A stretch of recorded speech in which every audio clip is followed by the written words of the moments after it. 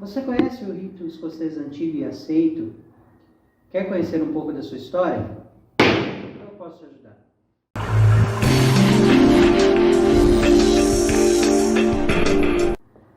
Saudações fraternais, me chamo Thales, sou mestre maçom da augusta e respeitável Loja Simbólica Cavaleiros da Verdade, número 117, jurisdicionada pelo Grande Oriente Maçônico do Brasil, o GOM. O nome do rito vem dos escoceses, pois eles fugiram para território francês, antes mesmo da criação do Grande Oriente de Londres.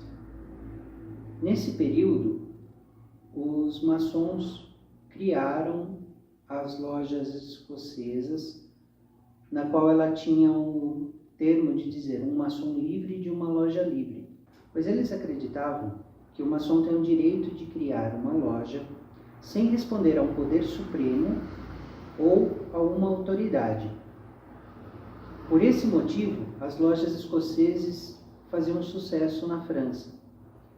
Existiam 484 contra apenas 3 que tinham patente da Grande Loja de Londres. A fuga dos escoceses aconteceu por conta da Revolução Inglesa, que foi uma guerra civil que aconteceu entre o rei Carlos I, da família dos Stuarts, versus os parlamentares, liderados por Oliver Cromwell, em 1625. Carlos I casou-se com Henrietta Maria, francesa e católica. Isso desagradou 1/3 do parlamento. Era uma minoria, porém ela era bem poderosa.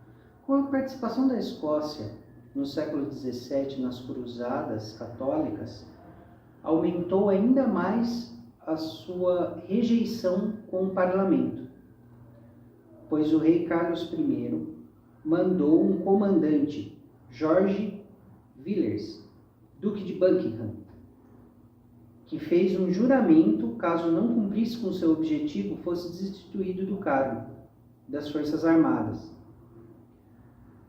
O parlamento, então, com o seu fracasso, decidiu destituí-lo. O rei considerou essa decisão do parlamento como uma afronta pessoal, dissolvendo o parlamento em 1626. Em março de 1628, Oliver Cromwell foi um dos eleitos pelo novo parlamento, que aprovou a Petição dos Direitos, que basicamente existiam 4 pontos, que eram o fim da detenção arbitrária, o consentimento do parlamento para a criação de impostos, proibição de alojamento de militares em casas privadas e proibição de leis marciais em tempos de paz. Todavia, Carlos I cobrou impostos sem autorização do parlamento. Então, John Eliot recusou-se a fazer esse pagamento e foi preso, gerando o estopim da Revolução, que durou de 1642 a 1649, com Carlos I sendo condenado à morte. A maçonaria primitiva teve alguns escoceses que se destacaram, como por exemplo John Doswell, iniciado em 8 de julho de 1600, na loja de St. Mary Chapel, de Edimburgo, considerado o primeiro maçom especulativo que se tem registro.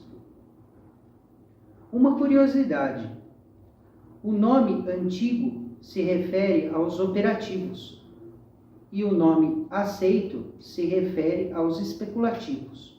O reverendo James Anderson, o primeiro a criar uma constituição maçônica. A loja Kilwin, considerada a loja mãe do mundo, foi fundada também na Escócia.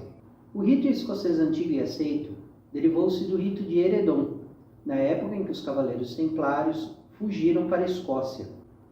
O rito de Eredon está fortemente ligado ao rito de Irã, que é base da maçonaria simbólica, e o Rea reuniu particularidades do rito de perfeição e do rito antigo e aceito, no intuito de conservar ensinamentos filosóficos, pois, como ele foi feito por muito tempo, houve uma certa influência desses ritos. Em 31 de maio de 1801, foi fundado o Supremo Conselho de Charleston, na Carolina do Sul, nos Estados Unidos, considerado o primeiro Supremo Conselho do mundo, fundador dos 33 graus da maçonaria.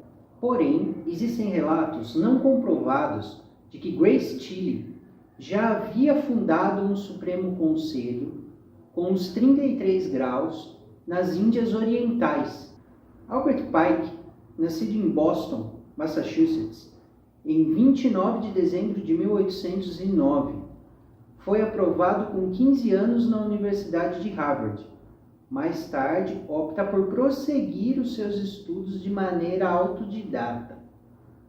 Pike praticava o rito de York em 1855 e foi convidado por Albert Mackay a juntar-se ao REA, que iria do grau 4 ao 32.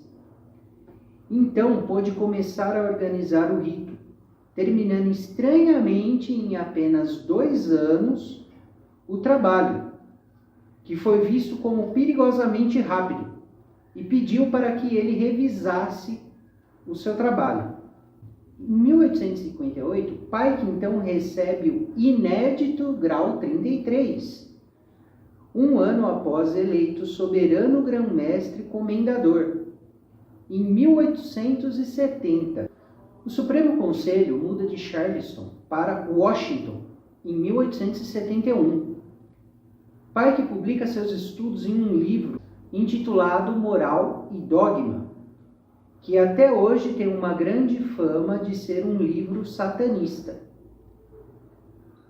Com a mesma fama do livro de Eliphas Levi, escrito em 1854, intitulado Dogma e Ritual da Alta Magia.